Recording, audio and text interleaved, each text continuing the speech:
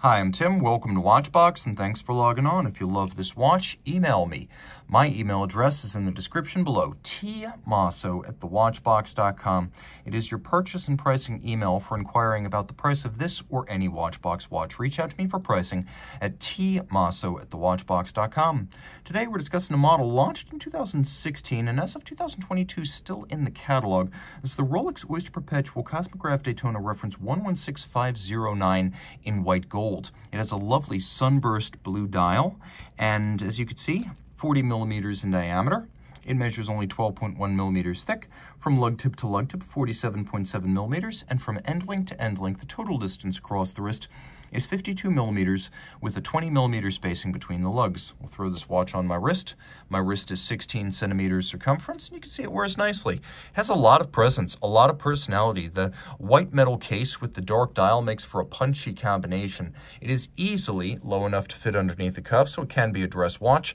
I'd recommend it for wrists as small as 14 centimeters circumference, and this only because on the Oyster bracelet, in white gold, 52 millimeters across the wrist is on the larger side for Daytona, so you're going to want a 14 centimeter circumference wrist or larger to wear this one well. It is remarkably weighty. Rolex white gold full bracelet watches of the current generation feel like platinum watches from other brands.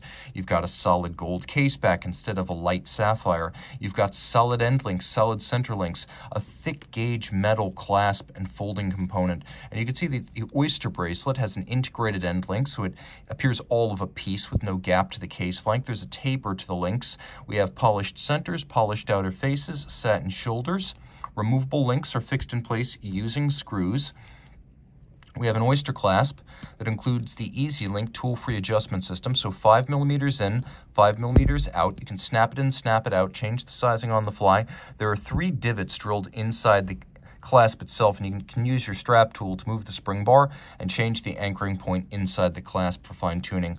We have a spring-loaded lift lock system, which is one of 2 locking mechanisms on this clasp, and you can see that the clasp internal has been nicely polished.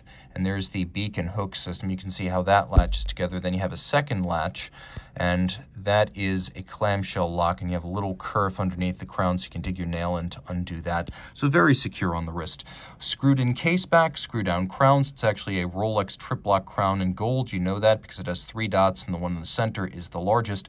100 meters of water resistance. The bezel on the white gold model here is still made of white gold with lacquered inlay. It has a tachymeter scale that can be used with the chronograph for gauging, for example, the speed of a race car over a kilometer. Of course, the Rolex 24 Hours at Daytona every January, sponsored by Rolex, is the flagship event of North American endurance sports car racing. And since the 90s, the winner in each car, and every driver in each class-winning car, receives a Rolex Daytona. So it is the most coveted trophy in motorsports, with even F1 drivers who could easily buy the watch entering the race so they can win the Daytona. And you can see why. It's a fun motorsport-themed watch. We've got the tachymeter, the chronograph, a simple no-date dial, blue metallic sunburst with white gold hands, crown, and indices. We'll do a quick loom shot so you can see that this watch uses Rolex's proprietary chromolite blue loom. And then we have polished chapter rings for each one of the sub-registers. There are concentric patterns within the tracks for these sub-registers, plus little highlights of red are present across the dial as an accent.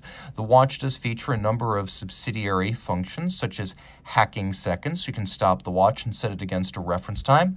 Underneath the case back, it uses Rolex caliber 4130 that replaced the old El Primero in the year 2000.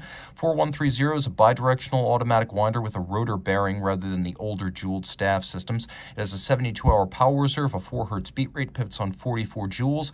It is adjusted and certified as a chronometer. As a bare movement, Rolex then cases up the movement and tests it in 6 positions to run as a fully assembled watch no worse than -2 + 2 seconds per day. So, the fully assembled watch is what Rolex calls a superlative chronometer, even better than a chronometer. It has a full balance bridge with a free-sprung balance for precision of adjustment and shock tolerance, a handmade Breguet overcoil hairspring, so in pretty much any position it will keep similar time. It has a overcoil hairspring alloy that is blue oxidized niobium zirconium, lending the watch an enormous amount of anti-magnetism. It uses a column wheel function selector and a vertical clutch for engagement. The vertical clutch has no extraneous play, so there's no jump or stagger to the seconds hand when the vertical clutch is engaged. And also thanks to that, you can reset precisely to the index every time, and you can leave the chrono running if you want, because there's no additional wear and tear when a vertical clutch is in operation. All of this is critical to the owner of a watch like this, who's going to want the peace of mind if he chooses to leave his chrono running full time. Rolex has its own foundry. It makes its own cases, bracelets, and clasps, so it made everything you see here, and it uses its own alloy, gray gold, which is 18-karat white gold that never needs to be rhodium plated. So reach out to Team Mosso at thewatchbox.com for purchase and pricing details.